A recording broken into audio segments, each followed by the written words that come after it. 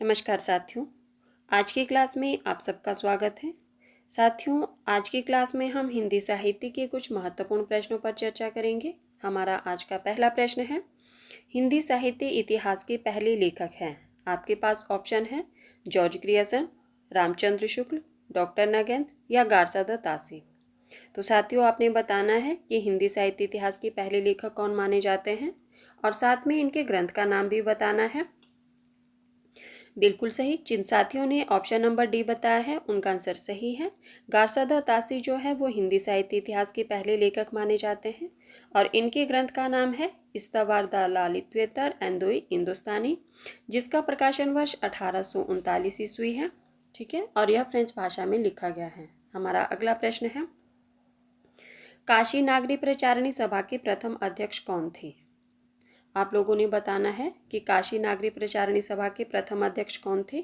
आपके पास ऑप्शन है बाबू श्याम सुंदर दास, महावीर प्रसाद द्विवेदी, राधा कृष्ण दास या भारतेंदु हरिश्चंद्र। तो साथियों, इसका सही आंसर क्या होगा? और साथ में आप लोगों ने ये भी बताना है कि काशी नागरी प्रचारिणी सभा की स्थापना कब हुई थी। बिल्कुल सही। जिन साथियों ने ऑप्शन नंबर सी बताया है उनका आंसर सही है। काशी नागरी प्रचारिणी सभा के प्रथम अध्यक्ष राधा कृष्ण दास जी माने जाते हैं और इसकी स्थापना जो है वो 1893 ईस्वी है। ठीक है, और कई बार ये प्रश्न भी बनता है कि काशी नागरी प्रचारिणी पत्रिका की स्थापना कब हुई। तो पत्रिका की स्थापना जो है वो 1896 ईस्वी में हुई। हमारा अगला प्रश्न है, आदिकाल को रामचंद्र शुक्ल जी ने क्या नाम दिया? आदिकाल को रामचंद्र शुक्ल जी ने क्या नाम दिया है? आपके पास ऑप्शन है प्रारंभिक काल, वीरगाथा काल, आरंभिक काल या बीजवपन काल। तो साथियों, इसका सही आंसर क्या होगा? बिल्कुल सही। जिन साथियों ने ऑप्शन नंबर बी बताया है उनका आंसर सही है। रामचंद्र शुक्ल जी ने आदिकाल को वीरगाथा काल नाम दिया है। अगर हम बात करें कि प्रारंभिक काल नाम किसने दिया, तो गणपति चंद्रगुप्त ने, आरंभिक काल मिश्र बंधुओं ने, बीजवपन काल महावीर प्रसाद द्विवेदी ने। हमारा अगला प्रश्न है, आधुनिक काल का जनक इनमें से किसे कहा जाता है? आधुनिक काल का जनक इनमें से किसे कहा जाता है? आपके पास ऑप्शन है आचार्य रामचंद्र शुक्ल, भारतेंदु हरिश्चंद्र, महावीर प्रसाद द्विवेदी या आचार्य नरेंद्र देव। तो साथियों, इसका सही आंसर क्या होगा? आधुनिक काल का जनक किसे कहा जाता है? बिल्कुल सही। जिन साथियों ने ऑप्शन नंबर बी बताया है उनका आंसर सही है। आधुनिक काल का जनक जो है वो भारतेंदु हरिश्चंद्र जी को माना जाता है। हमारा अगला प्रश्न है, इनमें से कौन सी कृति जो है वो ब्रजभाषा में नहीं लिखी गई? इनमें से कौन सी कृति ब्रजभाषा में नहीं लिखी गई? आपके पास ऑप्शन है भंवर गीत, सुरसारावली, प्रेम वाटिका या मृगावती। तो साथियों, आपने बताना है कि कौन सी कृति जो है वो ब्रजभाषा में नहीं लिखी गई है। बिल्कुल सही। जिन साथियों ने ऑप्शन नंबर डी बताया है उनका आंसर सही है। मृगावती जो है वो ब्रजभाषा में नहीं बल्कि अवधी में लिखी गई रचना है और इसके रचनाकार कौन है, साथ में आप लोगों ने ये भी बताना है और इसका रचना काल भी बताइए। बिल्कुल सही। मृगावती जो है वो कुतुबन की रचना है जिसका रचना काल 1503 ईस्वी है। अगर हम बात करें भंवर गीत किसकी रचना है, तो ये नंददास की है। सुर सरावली सूरदास जी की रचना है और प्रेम वाटिका रसखान की रचना है। हमारा अगला प्रश्न है, चित्रलेखा किसकी कृति है? चित्रलेखा किसकी कृति है? आपके पास ऑप्शन है भगवती चरण वर्मा, भगवती प्रसाद वाजपेयी, उदय शंकर भट्ट या विष्णु प्रभाकर। कई बार इसकी विधा भी पूछी जाती है कि चित्रलेखा जो रचना है इसकी विधा क्या है। यहाँ पे आप लोगों से ये पूछा गया है कि ये किसकी कृति है। बिल्कुल सही। जिन साथियों ने ऑप्शन नंबर ए बताया है उनका आंसर सही है। चित्रलेखा जो कि एक उपन्यास है और ये भगवती चरण वर्मा का उपन्यास है। इसका रचनाकाल 1934 ईस्वी है। हमारा अगला प्रश्न है, भाषा के जादूगर से कौन विख्यात हैं? भाषा के जादूगर से कौन विख्यात है? हमारा आपके पास ऑप्शन है जैनेन्द्र कुमार, यशपाल, शिवपूजन सहाय, भगवती चरण वर्मा। तो साथियों, इसका सही आंसर क्या होगा? भाषा के जादूगर से कौन विख्यात है? बिल्कुल सही। जिन साथियों ने ऑप्शन नंबर सी बताया है उनका आंसर सही है। शिव पूजन सहाय जो है वो भाषा के जादूगर से विख्यात है। हमारा अगला प्रश्न है, निम्नलिखित में से माखनलाल चतुर्वेदी का नाटक कौन सा है? आप लोगों ने बताना है माखनलाल चतुर्वेदी का नाटक कौन सा है। आपके पास ऑप्शन है दुखिनी बाला, कृष्ण अर्जुन युद्ध, ना घर का ना घाट का, या राजश्री। तो साथियों इसका सही आंसर क्या होगा? माखनलाल चतुर्वेदी का नाटक कौन सा है? बिल्कुल सही। जिन साथियों ने ऑप्शन नंबर बी बताया है उनका आंसर सही है। कृष्ण अर्जुन युद्ध जो है वो माखनलाल चतुर्वेदी का नाटक है और इसका रचनाकाल 1918 ईस्वी है। हमारा अगला प्रश्न है, अगर हम बात करें दुखिनी बाला किसका नाटक है? राधा कृष्णदास का। और ना घर का ना घाट का ये किसका है? ये आप लोगों ने मुझे कमेंट बॉक्स में कमेंट करके बताना है कि ये नाटक जो है वो किसका है। और राजश्री किसका है? तो जयशंकर प्रसाद का। हमारा अगला प्रश्न है, रणधीर प्रेम मोहिनी के नाटककार कौन है? रणधीर प्रेम मोहिनी के नाटककार कौन है?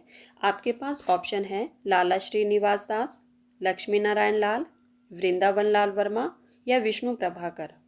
तो साथियों इसका सही आंसर बताइए। ये आपके पास एक नाटक का नाम दिया गया है रणधीर प्रेम मोहिनी।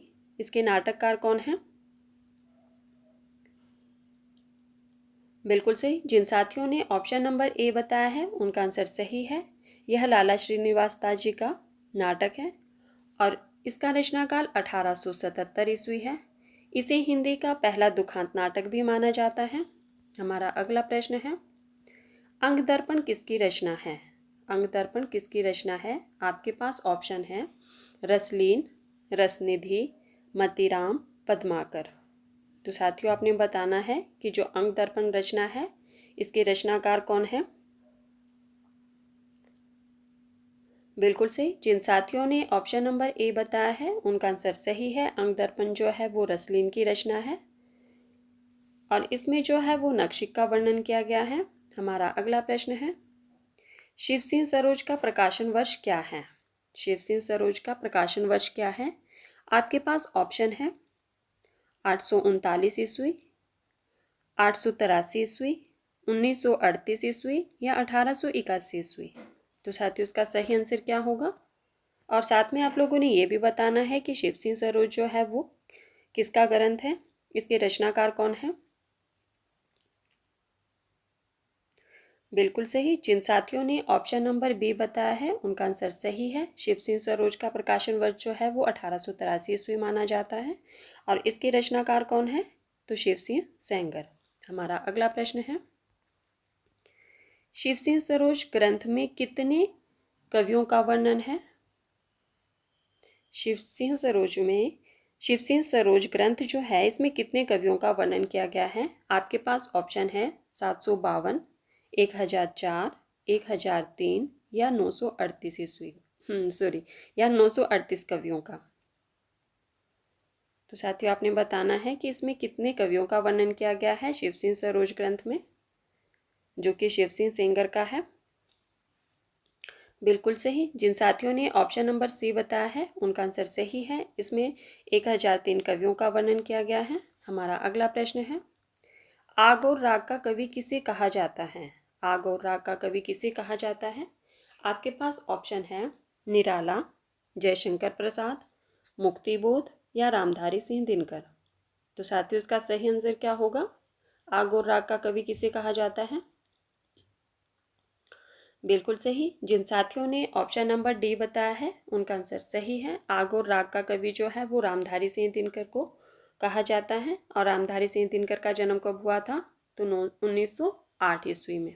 ठीक है। हमारा अगला प्रश्न है, रुद्र संप्रदाय के प्रवर्तक कौन है? रुद्र संप्रदाय के प्रवर्तक कौन है? आपके पास ऑप्शन है वल्लभाचार्य, रामानुजाचार्य, विष्णु स्वामी, या निम्बार्काचार्य। तो साथियों उसका सही आंसर क्या होगा?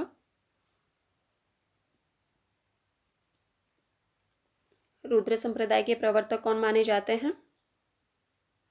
बिल्कुल सही। जिन साथियों ने ऑप्शन नंबर सी बताया है उनका आंसर सही है। विष्णु स्वामी जो है वो रुद्र संप्रदाय के प्रवर्तक हैं। हमारा अगला प्रश्न है, चंदनबाला के रचनाकार हैं। चंदनबाला के रचनाकार कौन है?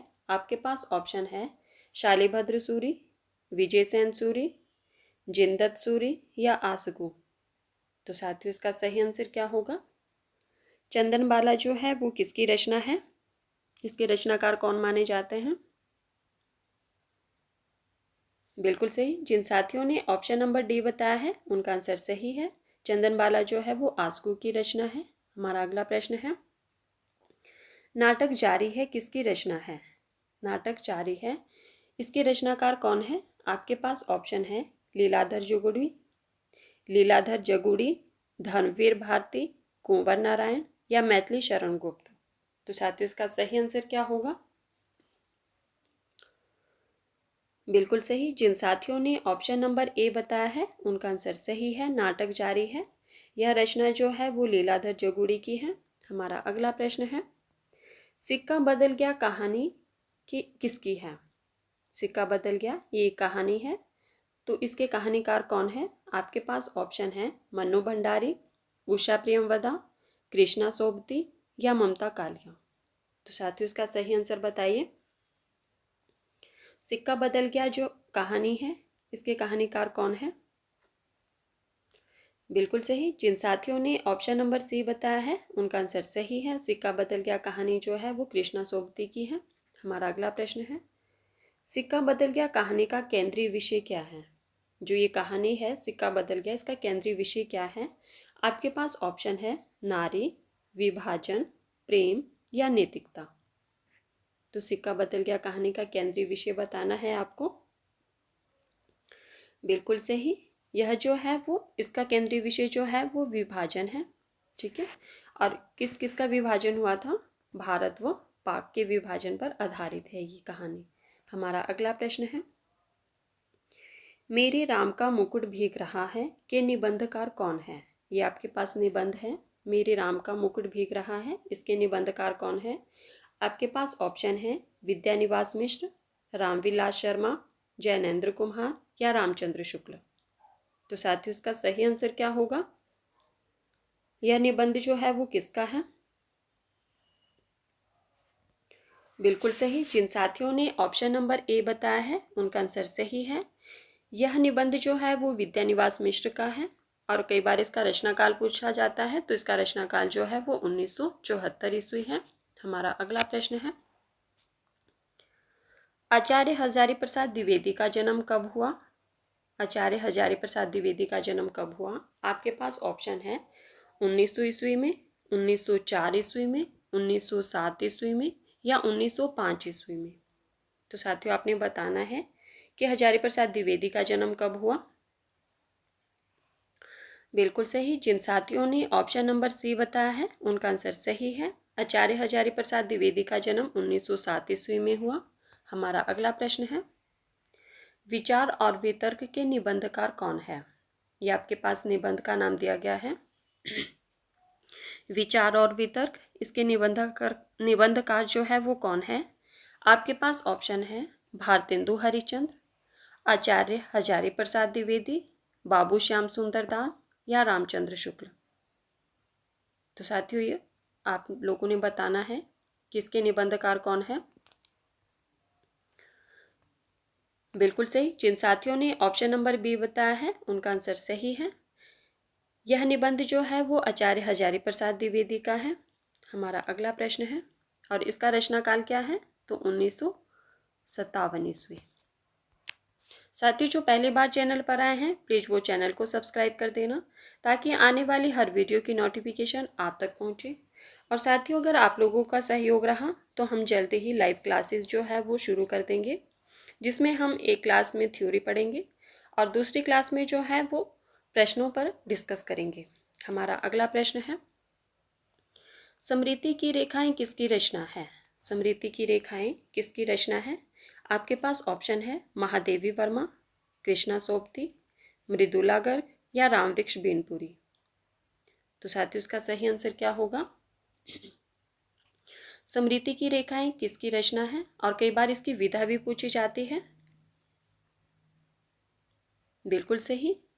तो यह रचना जो है वो महादेवी वर्मा की है और यह एक रेखा चित्र है। इसका रचना काल की अगर हम बात करें तो इसका रचना काल 1947 ईस्वी है। हमारा अगला प्रश्न है, हिंदी का प्रथम रेखाचित्र संग्रह है। हिंदी का प्रथम रेखाचित्र संग्रह कौन सा है? आपके पास ऑप्शन है पद्म पराग, बोलती प्रतिमा, अतीत के चलचित्र या स्मृति की रेखाएं। तो साथियों इसका सही आंसर क्या होगा? हिंदी का प्रथम रेखाचित्र संग्रह कौन सा है, ये आप लोगों ने बताना है। बिल्कुल सही। जिन साथियों ने ऑप्शन नंबर ए बताया है उनका आंसर सही है। हिंदी का प्रथम रेखाचित्र संग्रह जो है वो पद्म पराग है और यह पद्म सिंह का है। इसका रचना काल 1929 ईस्वी है। पद्म सिंह का है ये। हमारा अगला प्रश्न है, मंटू मेरा दुश्मन किसकी रचना है? ये आपके पास रचना दी गई है, मंटू मेरा दुश्मन। इसके रचनाकार का नाम बताना है आपने। आपके पास ऑप्शन है रामदर्श मिश्र, राजेंद्र यादव, उपेंद्र नाथ अश्क या जैनेन्द्र। तो साथियों इसका सही आंसर क्या होगा? मंटू मेरा दुश्मन किसकी रचना है? बिल्कुल सही। जिन साथियों ने ऑप्शन नंबर सी बताया है उनका आंसर सही है। यह रचना जो है वो उपेंद्र नाथ अश्क की है और इसका रचना काल 1956 ईस्वी है। हमारा अगला प्रश्न है, इनमें से पांडे बेचन शर्मा उग्र की आत्मकथा कौन सी है? आप लोगों ने इन आत्मकथाओं में से बताना है कि पांडे बेचन शर्मा उग्र की आत्मकथा कौन सी है।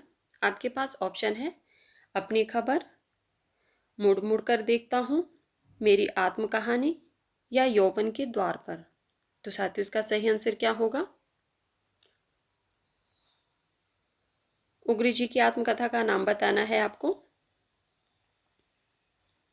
बिल्कुल सही। जिन साथियों ने ऑप्शन नंबर ए बताया है उनका आंसर सही है। अपनी खबर जो है वो उग्र जी की आत्मकथा का नाम है और इसका रचनाकाल 1960 ईस्वी है।